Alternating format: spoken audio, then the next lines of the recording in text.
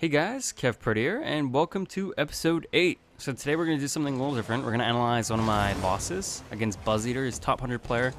Frankly, he outplayed me in this game, and so, but a lot of it was my own doing. A lot of it was just poor positioning, so there's a lot to talk about in terms of what I can improve.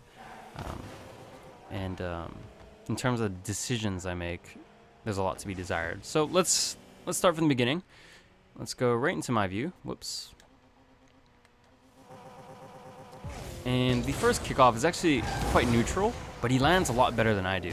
And he lands closer to the ball. I mean, that is an incredible shot to get it just kind of on the top of the goal from that distance with no boost. A bit ridiculous. Nothing I can do there, you know. Even if I did go back and didn't challenge for that, I wouldn't have been able to get it. So that's that. Unfortunately, 1-0 down very early in the game. So, make a misplay there. He actually slows down, which lets me win that kickoff. So here, you can see my intent. And the intent is fine, it's just the execution is poor. And so, what I want to do here is, since I saw him in my peripherals, that he's going back to net, I want to just hit this back towards my side, get some boost, and then just do a power slide turn. But I actually hit this too far inside and too far down, which lets him just step. And so I automatically just give up ball possession. It's not the greatest. And I hear his boost, and I hear he's being aggressive and he's going to attack. So at this point, the only move I'm worried about is the Doomsday dish, where you score from the back wall, where you just kind of scoop the ball back into the net. And when he hits this really far, you know, I'm not concerned. I picked up the 100 boost back in my own corner. And so I have enough to step. And maybe I could have been a little more aggressive here. Since he has picked up the boost, and if he wants to be aggressive, he would turn. This would give me an opportunity to just slam this against the wall and try to get a pinch. So that opportunity would have been there. Here he's in a weak position. He's facing sideways. So I actually back off and let him do his thing. Let him get a touch before I get the next touch. Because he's really not in a position to get any block. So I'm just trying to let him dig his own hole here. His own grave. So he taps that to me, he leaves immediately, and he grabs that boost. And that is actually one of the best ways of defending a bounce dribble. So I know I'm really wide, but just doing a surprise backflip is really effective in just kind of stopping the flow of the attacking player. You know, I get a half flip to recover, but he's basically recovered the ball and is now on the attack. So he actually creates a chance out of that. I'm actually in a good position to save. You know, this will become relevant later in terms of positioning error I do later in the game. So what I do well here, let's go into fly cam, is I actually line up on the side of the goal. And so I can anticipate where he's going to shoot. Whoops. I can anticipate where he's going to shoot based on how he's facing, right? So the ball's on the front right. I can anticipate that's going to go somewhere on the left side of the goal. So me being here, I can start cheating across early, and I get an easy save. Later in the game, I make an error in a similar situation. So here, I saw that he did a fake jump, and so this gives me an opportunity to try and do kind of a multi-touch aerial. You know, I try to hit that first hit high and follow it. It doesn't pan out because he is smart enough to block it, and he's good enough to do that. But this gives me an opportunity to just grab his boost and try to hit the central. And the fact that the ball came off the wall a bit was actually a bit disorienting. So what I do is at this point, you know, I just want to hit the ball behind him so that he has to recover. I can maybe put some pressure on him, maybe create a chance. So I just hit it over there. And he flips it away pretty nicely. And I take a big risk here going for this boost. And now he's gone into dribble mode. So now he's dangerous. Now I really don't want to be on the sideline. I need to start moving inside. And he does an absolute P-jump shot. This is an advanced technique I haven't seen many players do. I've seen Pashy do this quite a bit, where they do like this fake jump underneath the ball. And to pull it off, you don't need much boost. So when you pop it to yourself, you always have the option to flip it away. So if someone steps, since you're closest to the ball, you can get a quick flip. So you have a lot in terms of what you can do. You can also pop it again, backflip to hurdle challenge, lots of things you can do. So even though he had a little amount of boost, I think he had about 12 boost. Since I had stolen all those pads, I probably didn't give him enough respect here and just backed off. If I had backed off, he wouldn't have been dangerous. He would probably just moved into a push dribble. So you see, I'm aggressive, but I'm too late to be aggressive. And I should have read that a little sooner. Granted, it's not something I come across a lot, but it's something I'll keep in mind for the future. So not the greatest kickoff there. And he completely turns me around. And again, I'm trying to be a little aggressive. I want to turn and face this ball. And the kickoff, those happen. Those aren't all that, in your control sometimes. I thought it was a pretty good kickoff in terms of technique on my end. And here I realize I'm in the middle of the goal. I'm not in a good position. He has the ability to go to my right, to my left. So I try to reorient. I've just turned the wrong way there. If I had turned the other way, I would have been able to defend the goal line a little better and defend that side of the goal, definitely.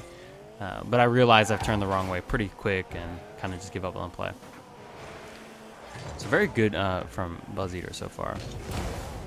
Definitely outplaying me resoundingly. Here I actually get a nice 50-50 in the corner. So this is where you use a little bit of that game awareness.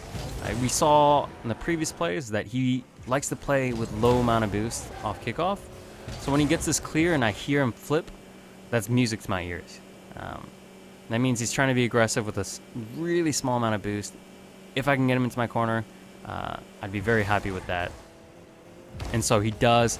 This just means I need to get a little more power over him, try to dunk it over him. And when this happens, he has no boost. All I have to do is just place this into the net. Quick double jump arrow lets me get that result. So that's giving me an avenue back into the game. All right, that's more like it. Neutral kickoff. I try to take that inside route and try to surprise him by flipping right to flip alongside him. But he actually gets a nice chunk of the ball as well. And obviously he's flipped that way, so he's got that momentum. So now I'm underneath the ball with about 25 boost.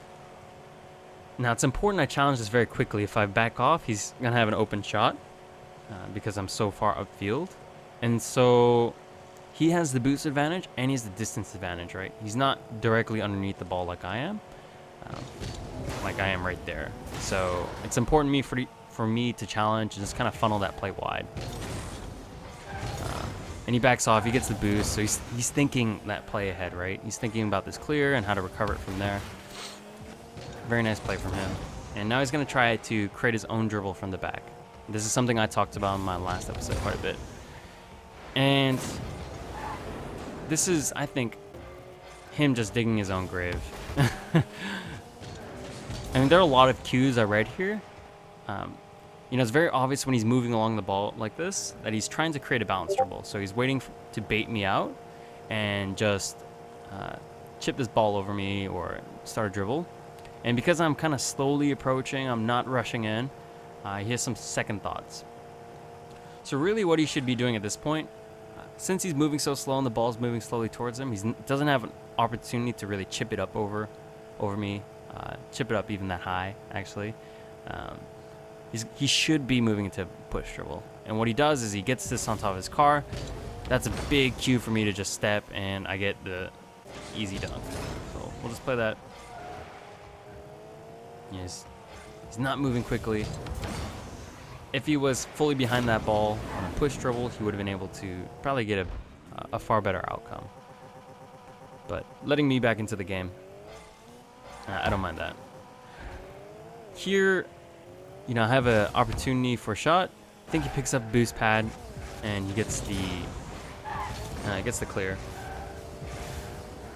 Here, I wanted to create some pressure. I just made that decision way too late. After I heard him flip and go for his boost, he gets that boost, so there's no net benefit there, and I just want to turn here. And here, you can see you know, this is really impressive. It might not look like much, but this decision to just put the ball in the other corner, this is something I talk about a lot in terms of my ones. This is how you create pressure.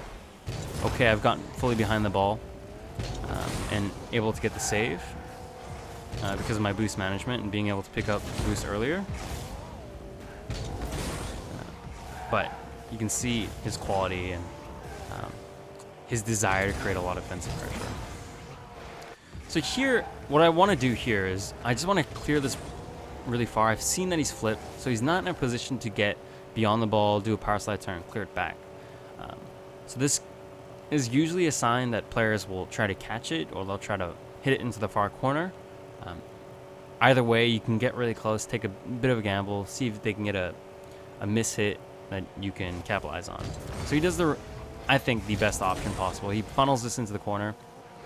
And it's at this point that I have an opportunity to get a shot, which I don't take all that well because I did a double jump barrel instead of reserving my flip, and he gets the goal. And let's walk through my decision making because I think something is flawed here. So as this ball goes into the corner, my decision making, my intent here is really good, I think. So this comes off the wall, it doesn't go up. Buzzeater's in a terrible position because he's on the wall, meaning he has no ability to challenge this ball. So I want to get a quick shot. And the problem with what I do here is I make that double jump way too early, and I realize this, that I'm going to do a very weak shot. And so what I should have done is reserve that double jump in case I needed it, but really use it for that second flip, for a flip shot. Maybe I can get that a lot more powerfully at the backboard or into the goal. Certainly a better outcome than hitting it into the middle of the goal on the ground, giving him a big power clear while I'm still landing. So that's just poor execution. The right idea, though, just the double jump was kind of the nail in the coffin for me in terms of that play. So you're going to see me try to be a little more aggressive here. I'm going to go for the shot. Just force him into the save, get the boost.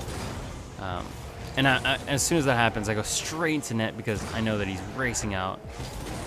I'm not even concerned about the ball at this point. I'm just racing to net. Hopefully I was looking for a demo there. He gets the boost. And again, he's trying to keep that ball, keep it under pressure. And this is just me rushing the shot. There's no other way to put that. You know, I could definitely have done a shot right there, just to push it out off the bounce, and that would have been more optimal than me chipping it up.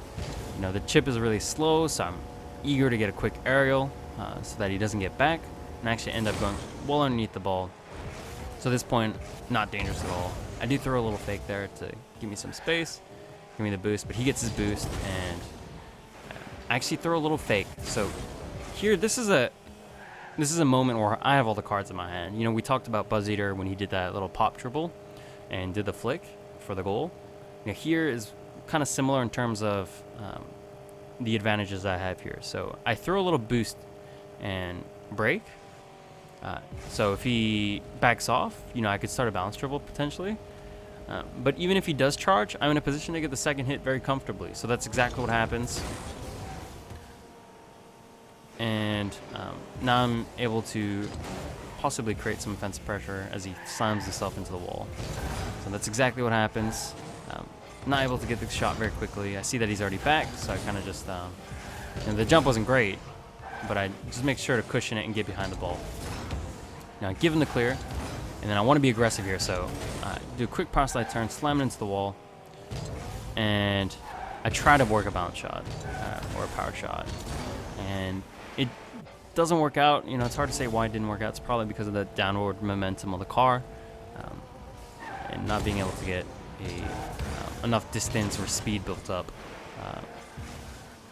in terms of hitting the ball in the bounce. So again, you see exactly what he's trying to do there, what he's trying to accomplish.